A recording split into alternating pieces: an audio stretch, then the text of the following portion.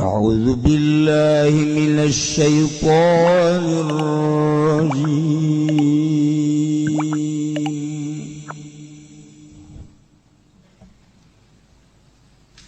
Laqad ja'akum rasulun min anfusikum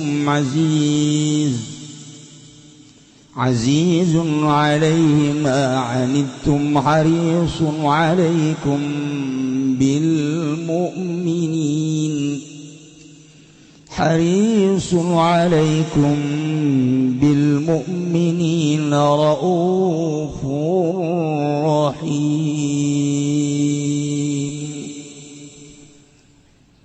فإن تولوا فقل حسبي الله لا إله إلا هو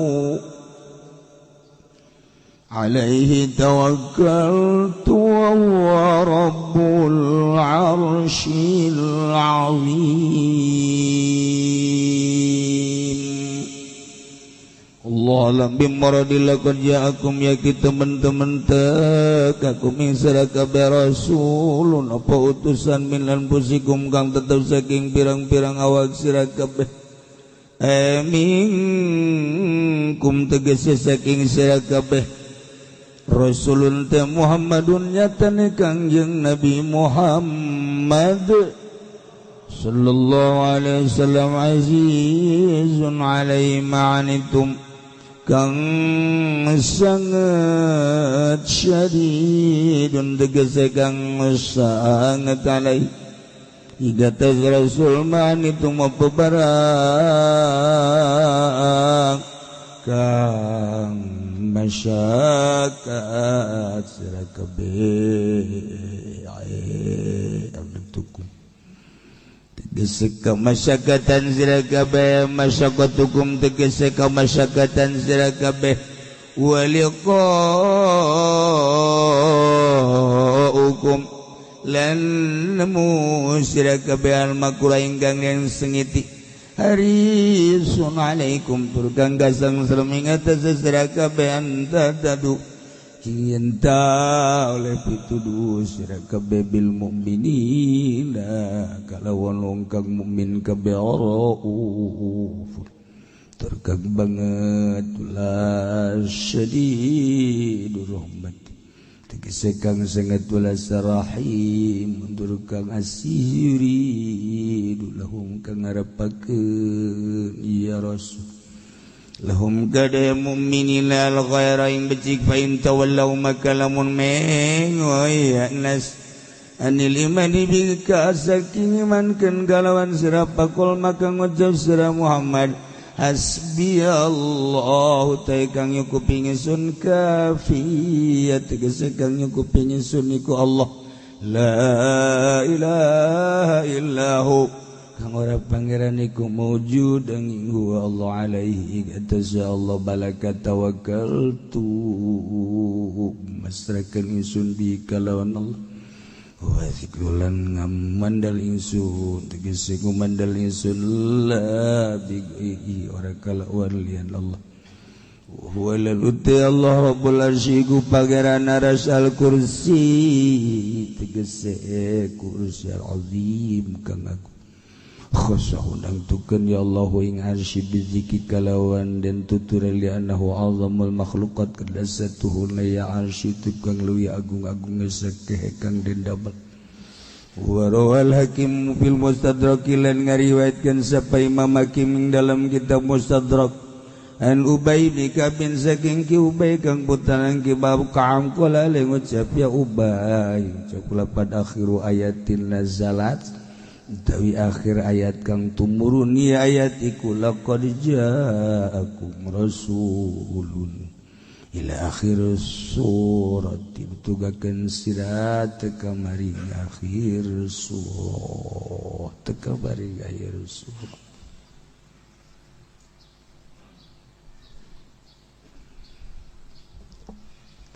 ayat terakhir di surah Taubah ayatna ieu laqad ja'akum rasulun min anfusikum aziz al ayat.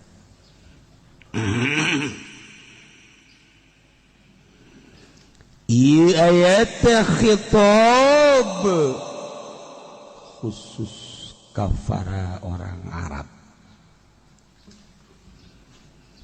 Orang Arab anu nyaksian kana turuna Kangjeng Nabi, kelahiranana turunanana sakaligus diutusna Kangjeng Nabi menjadi Rasul Allah.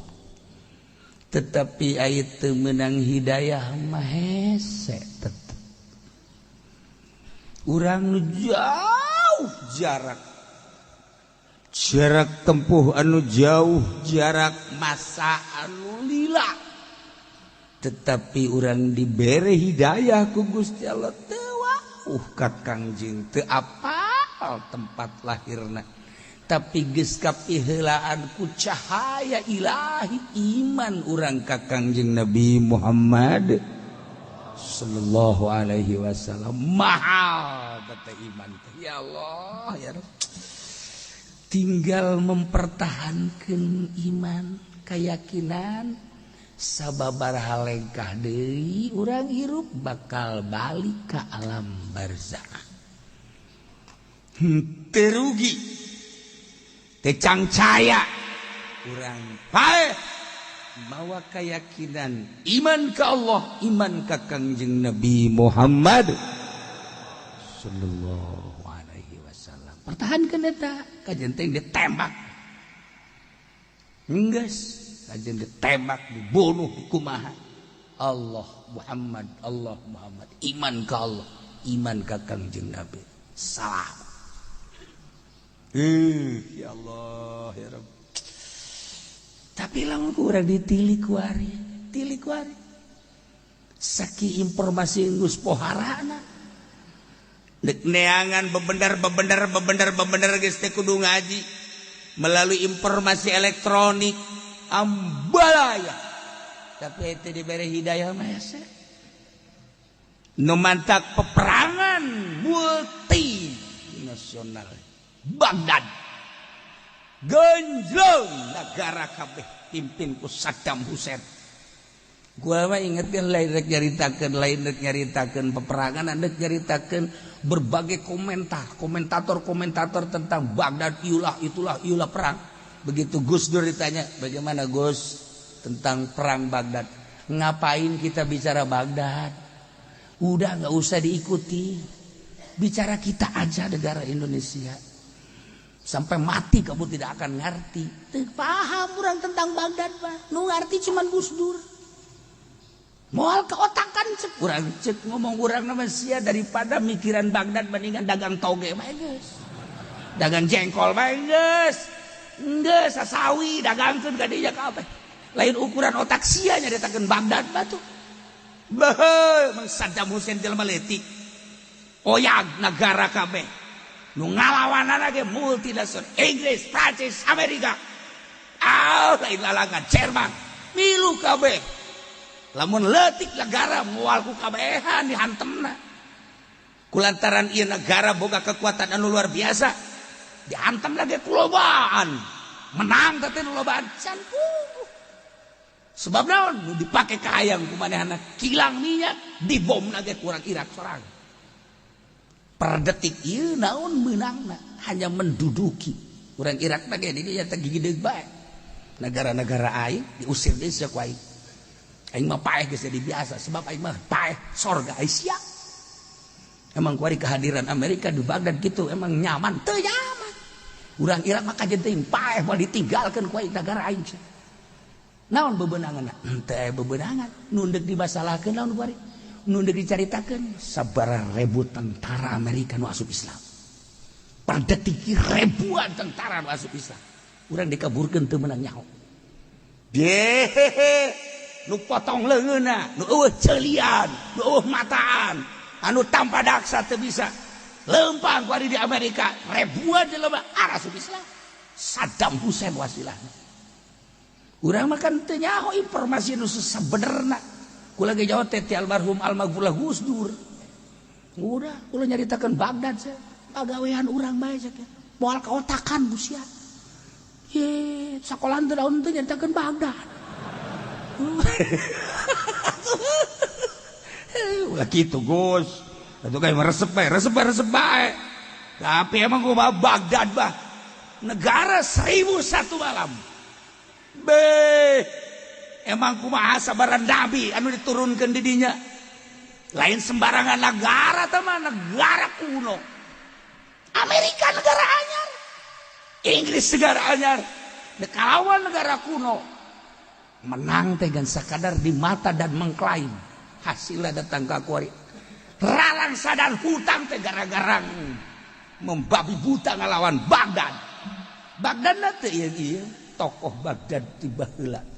Ti mimiti khalifah kahiji, khalifah kedua dan selanjutnya aya gimbir-gimbir teh Saddam Hussein. Nah, naon kitu ngaranna waliun min auliyaillah. Oh ya negara kabeh ku Saddam mah. Kumisna bisa gede bisa leutik. Saddam. Lamun geus disorot di televisi urang dari Saddam teh di satu sisi orang resep, di satu sisi orang sieun kanyan. Aing ngeuleunya eta aing resep aya tapi sieun aya. Sakitu ge jauh urang ka Baghdad di dieu. Komo jeung jelemana. Tentara Amerika di dieu doang grup emang kumaha gitu. Teu diberitakeun kan kitu-kitu nama. Kaistimewaan jeung kemaziahanana sabaraha orok anu digaranan Saddam lamun lain gerak Allah mah bisa. Ya di Indonesia bae ge sabaraha orok nu digaranan Saddam karunyin di awakna ge. Teu garagah cara Saddam teh kitu. Tuh ya Allah ya Rabb. Nah, ieu keur carita hidayah melalui peperangan. Ternyata hidayah didapat melalui peperangan. Ieu mah keur carita maha kuasa Allah henteu rek nyaritakeun peperangan multi jeung Baghdad lain. Hese eta mah nyaritakeun anak lantaran dibalik cerita tentang peperangan Baghdad aya satu dakwah anu urang teu nyaho. Anu urang teu nyaho selalu berdoa Saddam, selesaikah ya Allah tugas saya, selesaikah ya Allah tugas saya. Andai kata belum saya siap, andai kata selesai nyanggahkeun abdi ka Gusti. Batur mah perang datang kaos kitu, henteu perlu menang jeung eleh, tetapi melaksanakan tugas saya sebagai kepala negara dakwah Islamnya. Hasilna sabaraha ribu jelema anu asup Islam. Tah hasilna urusan kilang minyak bom cak Saddam Hussein. Eta mah nu pangeran, kurang ulah punya ulah. Tinggal Amerika bae begitu dibom teh ku Saddam. Wah. Hah? Naon jang urang. Bingung kan Amerika. Urang kasus kaditu ka Baghdad teh kereta kilang minyak ambalaya berserakan. Negara acak-acakan. Tapi orang Irak bangunnya tenang, tak bermasalah. Junaidil Baghdadi aya di Baghdad, Abu Bakar Shibli aya di Baghdad, Syekh Sri Sikti aya di Baghdad, Syekh Ma'rufil Qurhi aya di Baghdad, Tuan Syekh Abdul Qadir Al-Jailani aya di Baghdad. Tokoh-tokoh sufi dunia anu kuari jadi rujukan seluruh dunia aya di Baghdad kabeh. Tenang orang Baghdad mah. Iya itu. Per detik ieu apakah kacau orang Baghdad? Ketika ya orang Amerika geus deuk siapa gitu. Orang Baghdad asalna orang Amerika geus.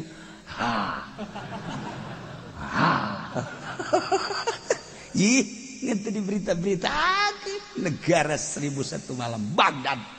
Deh. Pokoknya mah urang-urang menyaritakeun Uzbekistan jeung Baghdad sejarah sufi. Pertama Uzbekistan namakeun Baghdad. Tinggali di perguruan persupian. Lamun encan ke Uzbekistan, encan selesai. Setelah selesai di Uzbekistan, mesti Baghdad namakeunana. Teu kadeuleu ku zahir ku mata zahir, per detik ieu masih kan. Perguruan sufi teh seperti eta.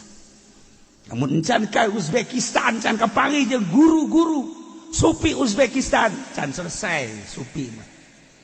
Ketika geus selesai, doktrin-doktrin namakeun ke Baghdad. Tanyakeun coba ge ka jelema ngarti dua negara Uzbekistan Baghdad, Uzbekistan, Baghdad. Dua eta mah perguruan sufi internasional. Enggas lamun encan makekeun ka didinya badak masalah perang hanya sebatas urusan dunia paek dan hidup titik. Henteu perang geus sarua bae hidup dan mati. Kesulitan orang Baghdad kuari Amerika nggak bangun orang Baghdad geus kieu bae bangun ku sia emang aing ridho teu sakedeung deui perang deui jeung aing sia. Orang Baghdad mah geus kitu saya diciptakan untuk perang. Indonesia lain kita diciptakan untuk korupsi. Jangan tinggalkan korupsi sampai mati bawa mati. Ya itu sabodo sia. Aing mah dongeng doang ja. Korupsi teh naon teu. Jeuh aing mah korupsi na mana. Aing kira mun aya mah tundeuk sarua. Ja aing bangsa Indonesia. Sial, sia nu sial. Iya. Iya bentar ceritakeun peperanganana capek. Mengikuti orang. Wow, tiba heula Baghdad bade ikuti ku ali ku bangsa sufi-sufi, ku ulama-ulama. Ieu jebolan-jebolan Baghdad do pararuat. Di mancanagara teh Baghdad kajen ku kumaha ge. Matak dihancurkeun ge ku Amerika. Aya kekuatan anu terselubung, aya kekuatan anu gaib, aya kekuatan anu sulit dicaritakeunana. Bom Baghdad. Bom. Tetapi rahasiana sabaraha puluh ribu manusia nu asup Islam. Masya Allah karim. Eta ngadoana ge kan Saddam geus kitu. Selesai apa belum tugas saya ya Allah untuk dakwah? Bukan untuk menang dan kalah, tapi dakwah saya selesai apa belum? Kula lamun maca doa Saddam Hussein geus kitu teh sedih kadang-kadang. Naon sedihna? Henteu rek nyaritakeun menang jeung eleh. Tugas saya selesai apa belum? Etalah keistimewaan Saddam Hussein. Diabadikeun. Bongkar kubulan Saddam, senyum Saddam. Ya Allah ya Rabb. Anu geus dibunuh Saddam teh. Naon kitu ngaranna? Setrum. Saya kapaehna. Saddam disetrum supaya ngomong tetap Allah. Itu diceritakan. Setrum deui Saddam, di dia. Allah ingat ke Hajjaj baheula. Allah selesai sudah ya Allah tugas saya. Tek, hai. Bikeun kubur gali setelah 1 tahun. Ngeuk diabadikeun senyum seungit caririk sa Baghdad kabeh. Hehehe. Henteu rek caritakeun naon deuk caritakeun teh hidayah bangsa Baghdad, hidayah bangsa kafir nu asup Islam na kudu melalui peperangan deuk kumaha atuh nya kos kitu hidayah. Di urang teh eta loba pengusaha-pengusaha Cina nu berhasil teu daek ya asup Islam, tapi begitu dibere susah deui asup Islam hidayahna kudu ku susah. Sabaraha encek anu asup Islam di urang ku susah. Ayo geura anu kamari di demo gubernur Jakarta saha? Batur Siap. Eta Ahok tah di demo kan ku kabehan teh. Nah, ieu kan diperkirakan deuk asup Islam ayeuna. Deuk asup Islam. Ahok teh eta kuari teh. Wallahu a'lam menang hidayah ti mana kakarak deuk. Tuh, tak lamun kajadiannya na asup Islam. Wallahu a'lam. Iyalah rahasia Allah. Kamari sandeg-degeun henteu deui kuari radahan ente mencan nyaho kan kuari perkembangan Ahok. Ya, tinggalin zaman sia mah tuh. Ya, mengikuti corona bae corona. Ahok ikuti ku sia. Ya, hampir kuari teh deuk asup Islam. Ya, perkembangan politik teh ulah leleluarna doang. Jerona keur kumaha ieu nagara teh sampekeun duit aya naon nih di jero teh. Kekacauan dan lain sebagainya. Eta mah urusan lah. Tapi ieu teh di jerona aya naon yeuh. Menteri ieu dan di jero teh keur pasini. Pancen kieu emang usah ka ditu lelebah mangsia.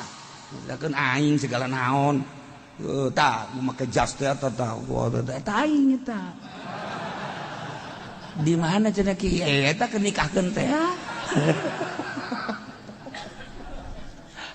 Siapa teh nyaho urusan anak.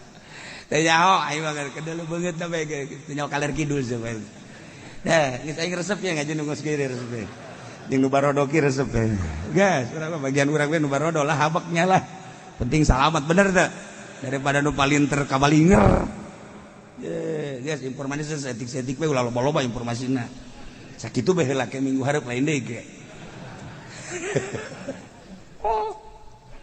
Aya anu masuk Islam na teh hidayah teh keur ngagoler di rumah sakit, bos Indonesia, terus kemudian ke Singapura terus ke Jerman, tidinya jadi gering diimpus kieu bos Indonesia. Nah nyana terus non ngaranna ngagerokeun pamajikan jeung anakna muncak ngomong urang mah ayah ini sekarang harus diridoin mau masuk Islam. Cek anaknya jangan bah. Enggak, kamu juga harus masuk Islam. Agama yang paling benar adalah agama Islam. Agama yang menyelamatkan kita nanti di akhirat adalah Islam. Saksikan oleh kamu sekalian. Bapak mau baca 2 kalimat syahadat. Beres baca 2 kalimat syahadat, menang 1 jam mati. Di dunia sugih, di akhirat ke sorga. Senep urang eta kus. Cek nafsu urang, tapi kan rahasia Allah eta. Masya Allah karim pohara jasa. Perang Palestina ya. Perang Palestina. Dati itu. Ayalah seorang Yahudi kira-kira umur bangsa 40 tahun. Kena tembakan muslim. Masuk rumah sakit. Kunaon atuh menang 2 poe ngimpi ka panggih Kangjeng Nabi. Urang kan lamun nyaritakeun kos kitu hese. Ya Allah ya Rabbi hidayah. Menang 2 poe. Lah ka panggih jeung Kangjeng Nabi. Kamu kenapa muncak bahasa urang mah? Saya sakit. Sakit kenapa? Sakit tertembak. Oleh siapa kamu tertembak? Oleh pasukan muslimin. Beruntung kamu tertembak oleh muslimin bukan oleh orang kafir. Emang kenapa? Orang muslim itu tidak ada kejahatan. Ini siapa? Saya ini yang dibanggakan dan diimani oleh orang-orang muslim. Yang bernama Muhammad ya iya. Langsung pelukan dina ngimpina, langsung masuk Islam dina ngimpina.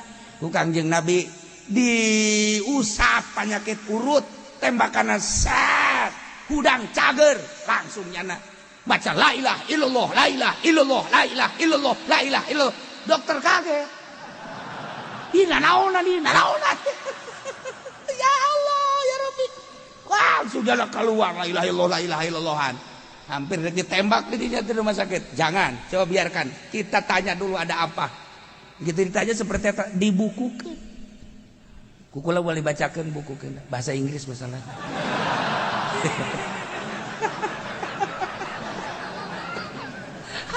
Ya Allah ya Rabbi. Iman cerita naon lain cerita naon hidayah.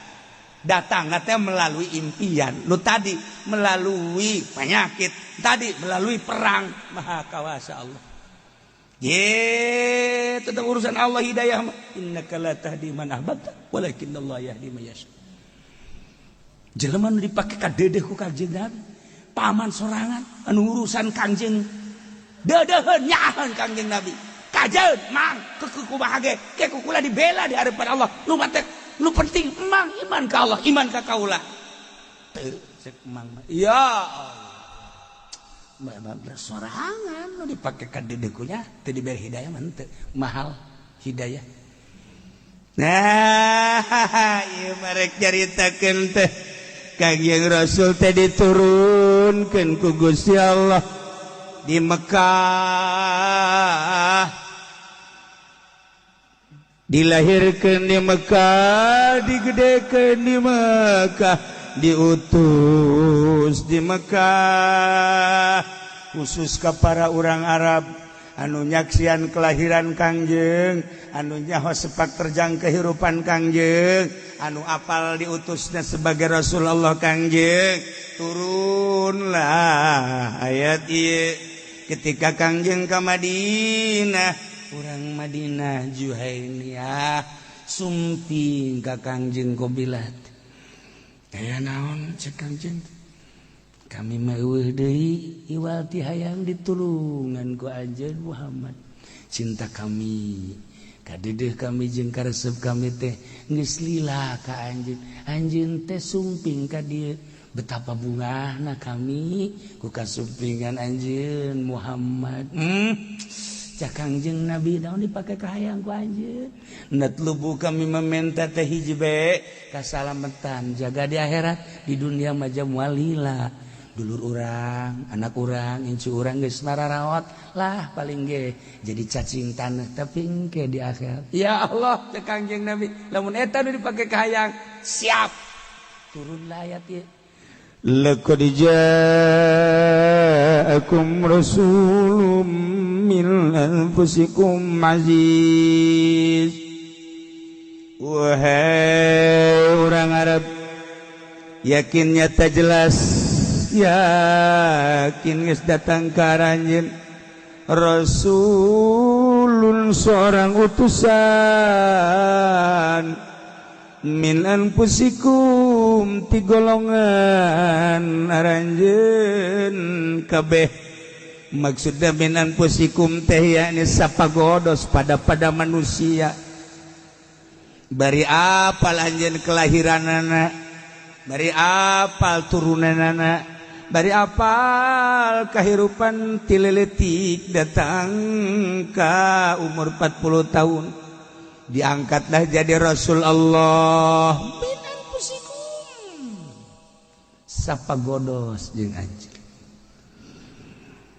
Azizun sifatna Kangjeng Nabi sebagai Rasul teh azizun alaih ma'anitum wara pisan sabat pisan ka Kangjeng teh ma'anitum naon anu jadi kamasyakatan naranjeun kabeh, anu jadi kabeng berat anjeun, anu jadi kaembung anjeun teh Kangjeng Nabi teh sangat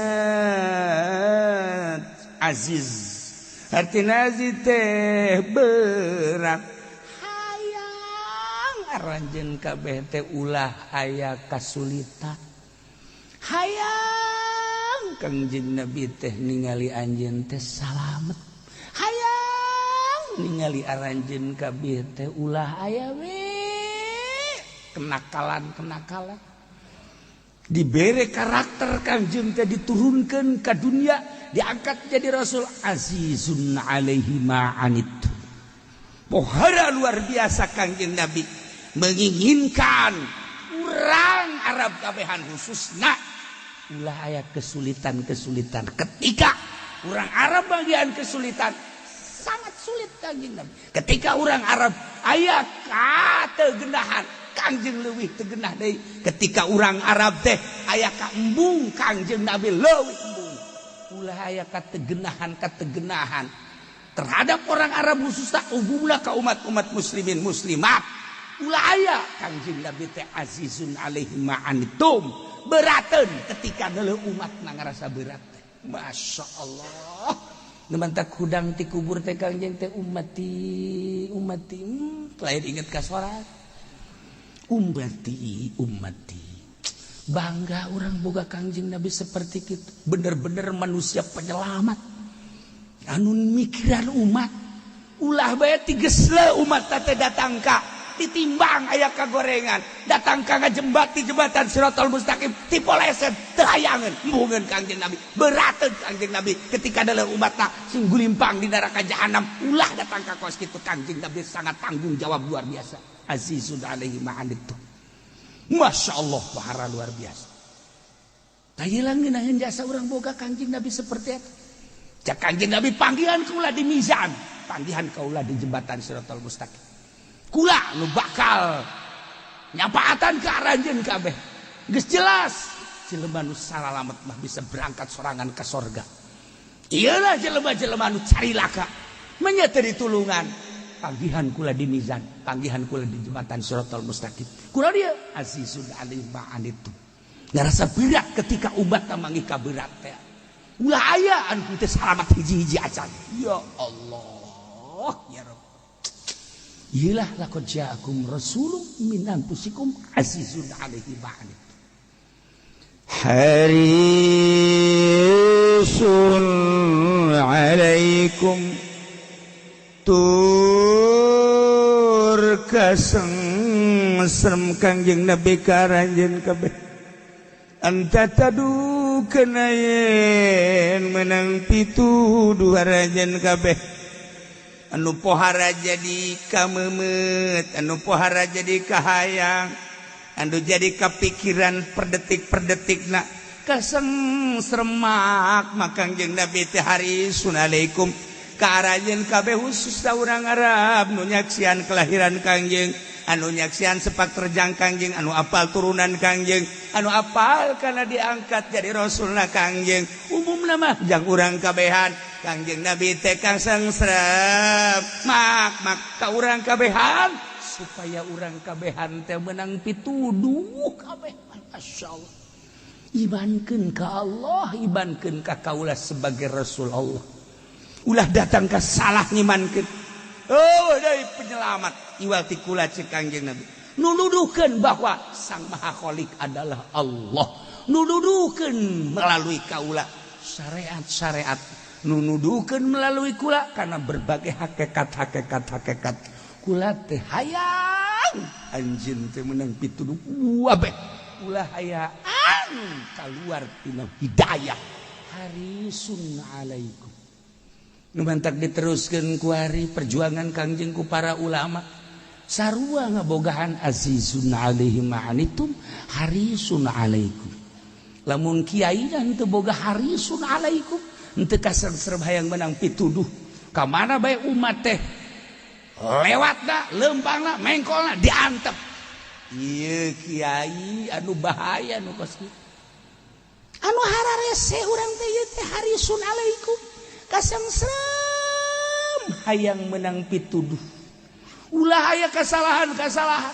di mana aya kesalahan umat teh urang teh sebagai kiai cemburu aduh bake jeung salah eta teh teh yahueun keur gahareupan neraka aslina bapan urang teh keur dicekelan ku malaikat embun-embunan urang teh wa ma min dabatin fil ardi huwa illa huwa akhirun binasiyatiha urang teh keur dicekelan embun-embunan teh ku malaikat sakapeung waktu malaikat mawa urang ka majelis taklim mawa urang ka masjid mawa urang ka pengajian sakapeung waktu mah nafsu urang menggebu dibawa urang teh ku malaikat teh melalui nafsu dibawa ke orkes dibawa ke tempat judi dibawa ke tempat zidah dibawa ke tempat mabuk naudzubillah min zalik itu dibawa ieu teh urang teh masyaallah karim nah ketika dibawa ku malaikat dikamasjidkeun bunga urang harisun 'alaikum dibawa ke tempat pengajian harisun 'alaikum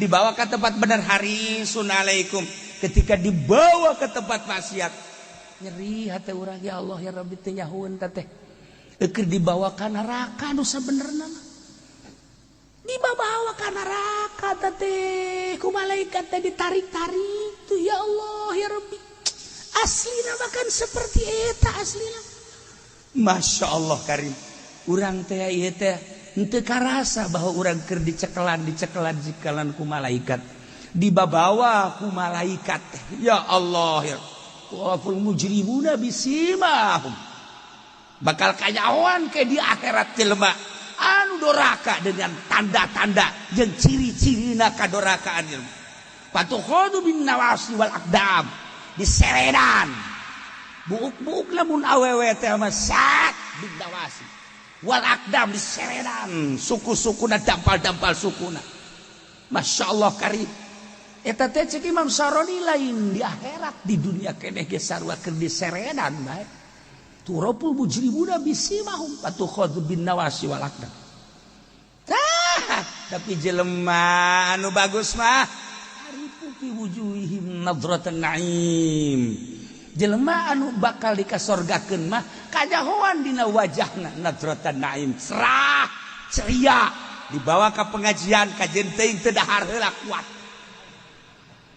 ngan geus deuleuan jembal kiai loswat cenah cekeuna ieu demo sia ka aing nadratan naim masyaallah sakedeng deui salat terus baca Quran wiridan kajauhan di dunia keneh antara ahli Allah jeung ahli neraka haripu fi wujuhihim nadratan na'im moal ngahiji jelema anu bakal dikasorgakeun jeung jelema anu bakal dikanarakakeun moal ngahiji sebab naon turapul mujrimuna bisimahum patukhadhu bin nawasi wal aqdam deukeut ka pengajian dasar lain ahli Allah mah ngabur ji deukeut ka masjid teu jauheun tihang masjid kos kumaha teu jauh nya deukeut ka masjid teh eueuh antara imahna jeung masjid tapi teu jauh teh lok ngitungan tihang masjid nya nama aya pangajian di masjid eta 20-an jeung tihang-tihangna aya 10 berarti nu gaji 10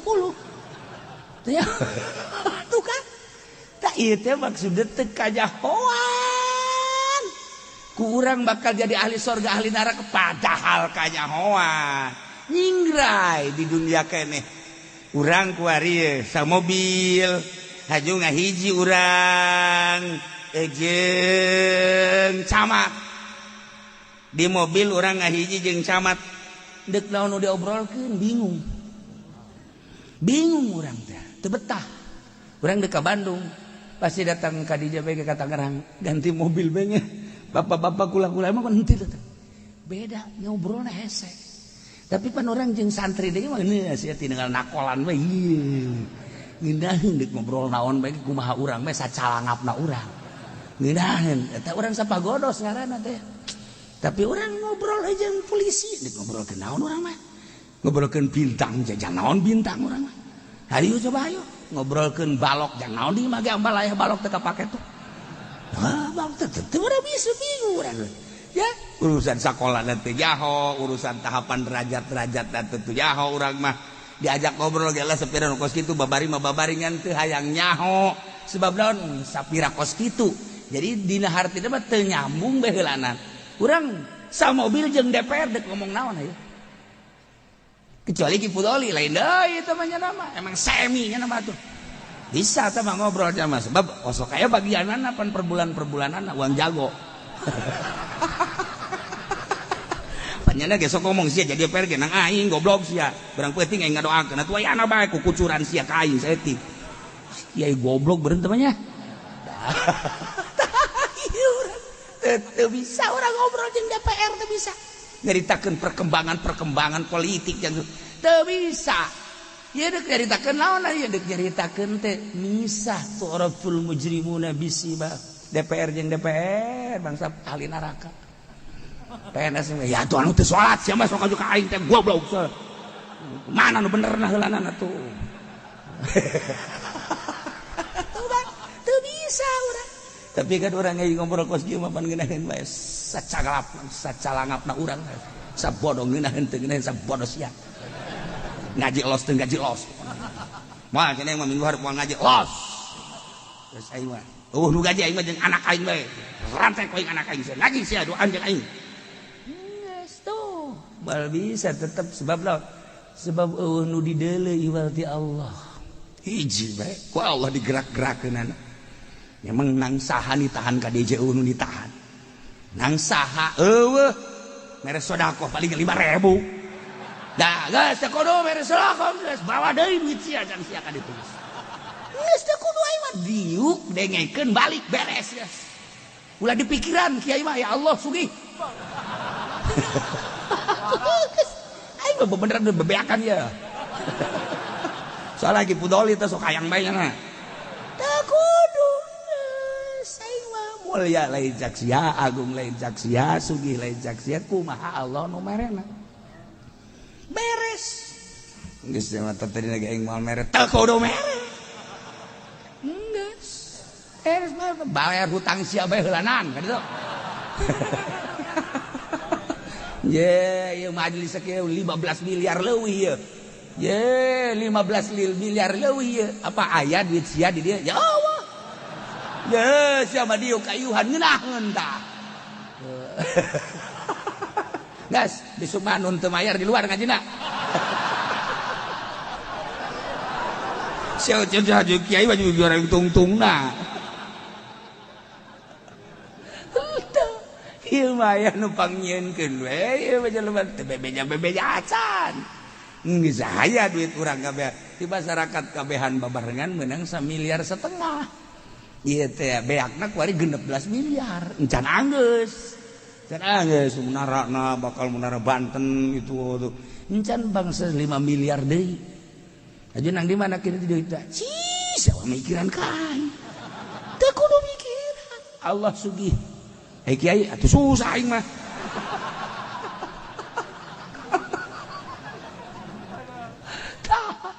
ieu mah lainna naon ye nek jaritakeun teh harisun alaikum masyaallah karim kasang serem Kangjeng Nabi teh supaya menang hidayah kabeh umat urang teh ieu teh dituturkeun Kangjeng kumaha Kangjeng teh amr ma'ruf nahi munkar mentek cek Kangjeng Nabi man ra'a munkaron falyughayyir biyadi selama lamun ada munkar boga kekuatan silakan melalui kekuatan bila perlu perang wa man lam yastati lamun teu bisa fa bilisan ngomong coprak cara ki pudoli dibayar ngomong teh dibayar henteu lain dakwah teh kos kitu usaha tuh ieu nu bener sok aju kasinggung atuh lainnya na bae sia ge sarua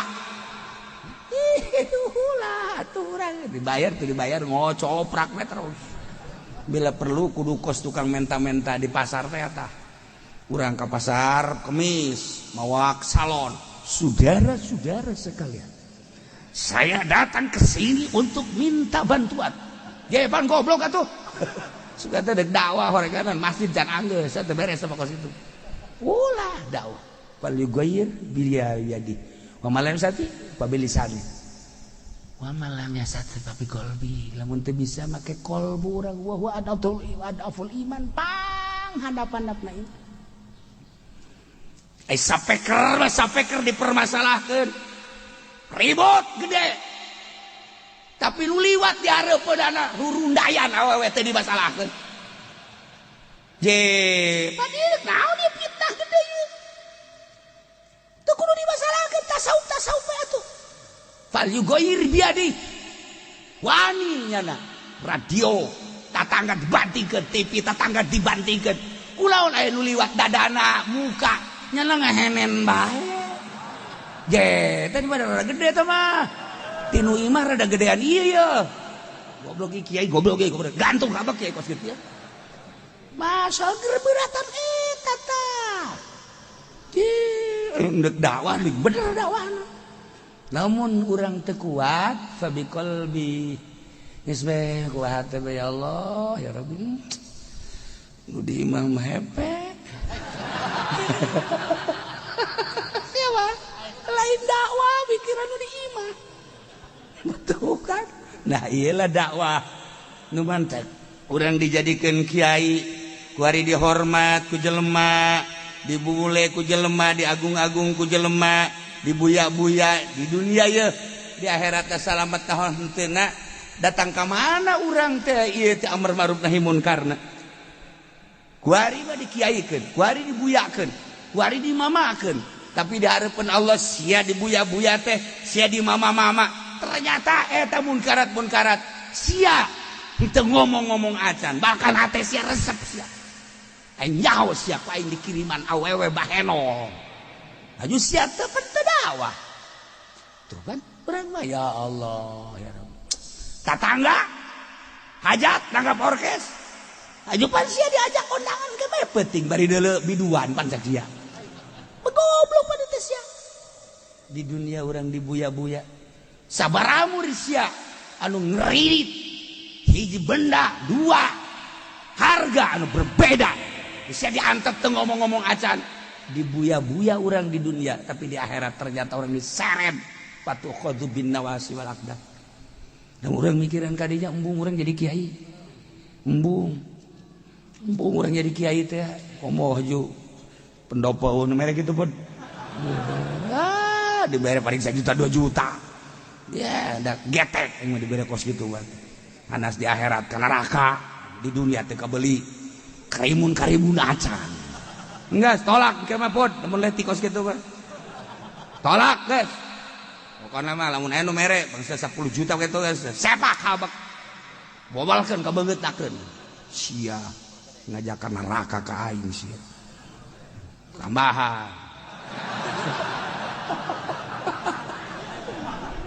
itu beres tah ieu urang lamun pikiran kaji ya Allah ya Rabbi salamat apa moal henteu rek mikiran batur mikiran urang bae ieu nahi munkar urang geus datang ka mana ieu menurut Allah urang kiai teh bener apa henteu urang diagung-agung dimulia-mulia aya di akhirat urang diseret dikanarakeun gara-gara urang henteu nahi munkar mendak hayuh bae gocoprak bae geus kiai mah ngomong bae geus ulah eureun-eureun anu haram ayo ngomong bae geus ditanggap teh ditangkap ngomong bae kayak moal kembali bakal grogol kurang ada jalan-jalan keteureun-eureun reman teh sungutna ye teh mah tugas urang tapi disesuaikeun ya nailah yakin jelas jata datang ka aranjeun kabehan utusan nu ngaran Muhammad eta teh golongan aranjeun kabeh papada manusia